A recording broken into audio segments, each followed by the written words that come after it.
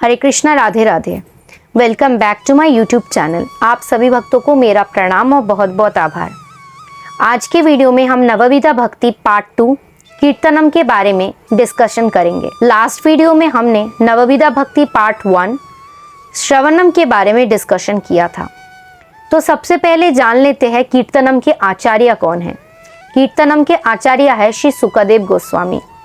Last video में हमने discussion किया था कि श्रवणम के आचार्य है श्री परीक्षित महाराज।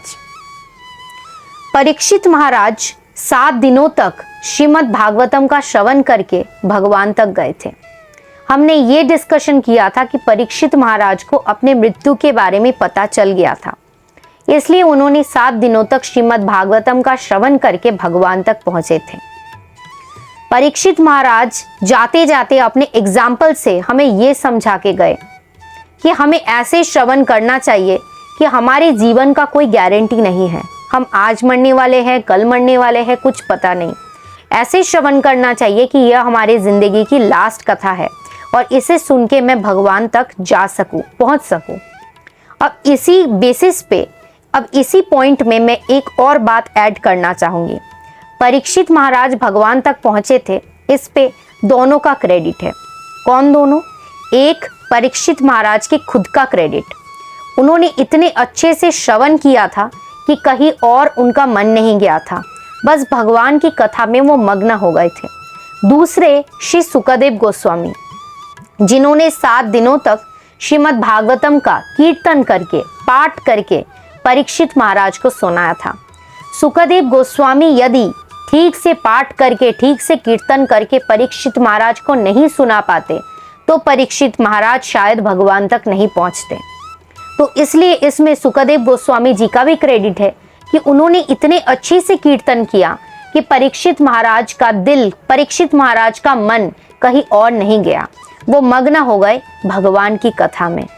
तो इसलिए कीर्तनम के आचार्य श्री सुखदेव गोस्वामी जी को कहा जाता है। इसी पॉइंट पे एक और बात ऐड करना चाहूंगी।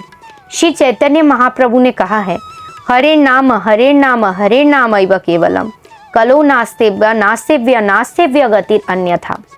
इस द्वेष, ईर्ष्या, लड़ाई, युद्ध के युग में, कली युग में हरि नाम के बिना और कोई रास्ता नहीं है, और कोई रास्ता नहीं है, और कोई रास्ता नहीं है। अलग अलग युगों में भगवान तक पहुंचने का रास्ता बहुत ही कठिन था, कभी ध्यान, कभी यज्ञ, कभी अर्चन।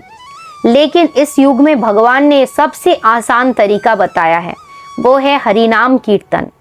इस हरिनाम कीर्तन के बारे में सभी ग्रंथों में, सभी शास्त्रों में वर्णित है, चाहे वो हरि भक्ति विलास हो या पद्म पुराण हो। कीर्तनम भक्ति का एक बहुत ही सुंदर पिलर है।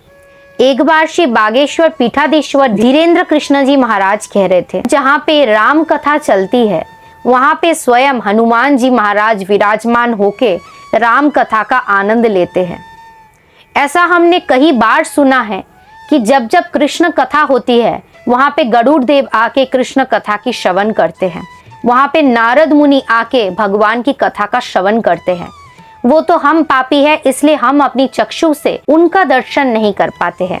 लेकिन इसमें कोई भी संशय नहीं है कि जब जब जहाँ भी भगवान की कथा की कीर्तन होती है तब तब वहाँ देवताएं भी सुनने के लिए आ जाते हैं। यहाँ तक हनुमान जी महाराज, जो कि स्वयं भगवान शंकर है, वो भी राम कथा सुनने के लिए लालायित होते हैं और उस स्थान में उपस्थित होते हैं जहाँ पे उनके प्रभु के गुण महिमाओं का कीर्तन किया जाता है।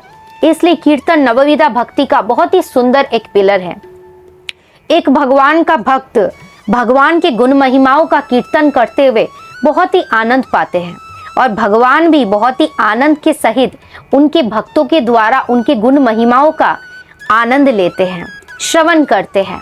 इसलिए वो प्रवचक या वो कथावाचक बहुत ही भाग्यवान होते हैं जो कीर्तन करते हैं, कथा करते हैं, और उस कथा के माध्यम से वो लाखों लाखों भक्तों के मन में भगवान के लिए भक्ति प्रेरित करते हैं, जागृत करते हैं, और भगवान भी उन कथाओं का आनंद लेते हैं। साथ साथ सभी देवताएं आके इसका आनंद लेते हैं। इसलिए कीर्तन का क्या महिमा है आप लोग तो समझ ही गए होंगे। ज़्यादा बात को नहीं बढ़ा के हम नेक्स्ट डे के लिए वेट करते हैं और नवविधा भक्ति के थर्ड पिलर यानी कि स्मरणम के लिए वेट करते हैं। तो नेक्स्ट वीडियो में हम स्मरणम के बारे में डिस्कशन करने वाले हैं। आप सब पर श्री श्री राधा रमन लाल और राधा रानी की कृपा हमेशा बनी रहे।